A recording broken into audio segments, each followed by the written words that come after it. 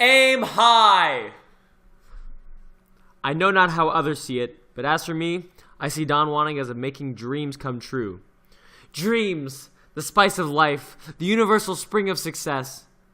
But I must be wrong, for Brian Redford says, stick to your own league. So suave link. Stick to your own league? What does that mean? Does that mean there exists an aristocracy of genetics, that we happen to be on the bottom, the status of clowns and peasants to these princesses and princes? Forgive me, madam, but you, dear, are out of my league. Is this what we should say to these girls that we find gorgeous and beautiful? But why stop there? Why not ask, oh please, may I have permission to speak to you, princess? Or, thank you, dear, for letting me be in your graceful presence. Pook, you exaggerate. Do I? Don't misunderstand. I think Redford has some wise things to say, but that column of desiring beautiful women is the worst advice I've seen. Never cede your dreams, for you risk losing your soul. Redford says that there does in fact exist leagues, a type of genetic or social aristocracy. Just as one would love crumbs and blobs of fat if you were starving, Redford compares overweight women to absolutely no women, taking a page out of the How to Love Fat Bloated Hags, a subgenre of the worst relationship books. Redford then says, wait, I will let him speak for himself. By that I mean no matter how great you think you are, or how deserving you feel you may be, the real world put you back in your place and gave you a reality check. You eventually accepted, adjust to it, and learn to appreciate and enjoy your Honda. You also learn rather quickly that a Honda can take you to the exact same place a Mercedes can take you. Now for those of you who are cheering his words as wonderful and brilliant, I ask only for a full actualization of his advice. Let us place Redford in front of a custodian. Speak, Redford. How are you? You may think you can do better, but the real world puts you in your place and gives you a reality check. You must accept it, adjust to it, and learn to appreciate and enjoy your custodial duties. And if the custodian responds, I know I can do better, what would Redford say? Quiet, let us hear him.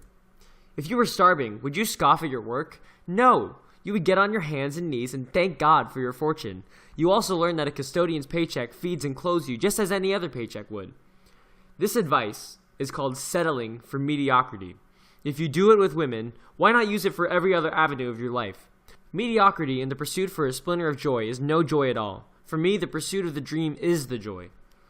The letter writer did admit that he was physically overweight, but that does not mean he has to settle and cede his dreams. I, for one, would not want a Mercedes or a very nice car since I know it would be stolen. But if you want a Mercedes, just go get one. There are no limits to what we can accomplish. A friend of mine is also faced with a similar situation. He is 26, lives with his parents, works at the same grocery store for more than half a decade, has no long-term plans for the future, doesn't work out, and demands a beautiful woman. Obviously, he is caught in a bubble of fantasy. There is nothing wrong with going for high standards. But there is a catch. It is this catch, when not obeyed, will keep you in that bubble of fantasy. In fact, Shakespeare has a saying on it in which he says, "The catch, Pook, get to the catch." Very well, here it is. The high standards you apply to your desires must be applied to yourself. Do you want a woman who is overweight? Then you must eliminate your overweight. Do you want a woman who is intellectually brilliant? Then you must hit the books, read the classics, think, and expand your mind. Do you want a woman who is athletic? Then you too must become athletic. Try if you want to get a woman who is better than you in these traits. You may or may not succeed, but only demand that which you can reflect as well. This forces you on the path of self-improvement. Let me tell you a story. In my late nice guy phase, I fell infatuated with this girl. Yeah, not uncommon, I know. And like every nice guy, I dreamed of our blissful future. When I would get around her, I'd become very tense with butterflies in my stomach. Oh, how I dreamed about her. More important, I dreamed about us. So I eventually bit the bullet and asked her out. Guess what her response was? No. No? She said no. My soul buckled and I was literally crushed. Later, when I shrugged off that nice guyness, I was looking for a girlfriend. I thought a break came when a girl, a bit homely, had fallen in love with me a few months later. I thought, should I go for her? Then I realized, no.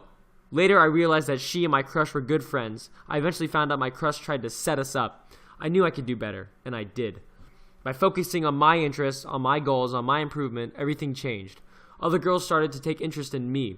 Soon I became the biggest mystery. My crush is bewildered, for her friends have the hots for me, and the older women say, how I wish I were 20 years younger. I became the guy the girls talked about when they were alone, and she had placed me in the average category. Ha! Of course, I lost all attraction for her. I felt embarrassed about my past self. How could I get so whipped by a chick I hardly talked to? Now, it doesn't matter, for I have the mindset that I'm going to win the world. Perhaps you can relate to my story, but the point is that I disagree with Redford in this. The fault is not in the standards, it is ourselves. The failure is not in our standards, it is failing to apply those standards in ourselves. There is an aristocracy, but it is not an aristocracy of genetics. It is an aristocracy of will and passion. Name any name in history, any grand person in present, and see if it was their drive that got them where they are.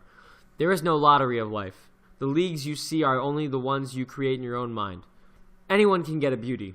Hell, even Voltaire had the audacity to say, "Give me 10 minutes of talk and I shall bed the Queen of France."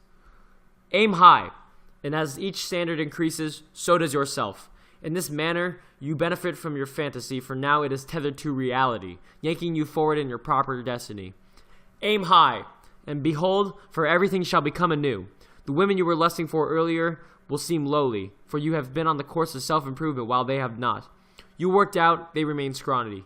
You read, they wasted their time. You saved your money and pulled yourself up, they are locked in debt.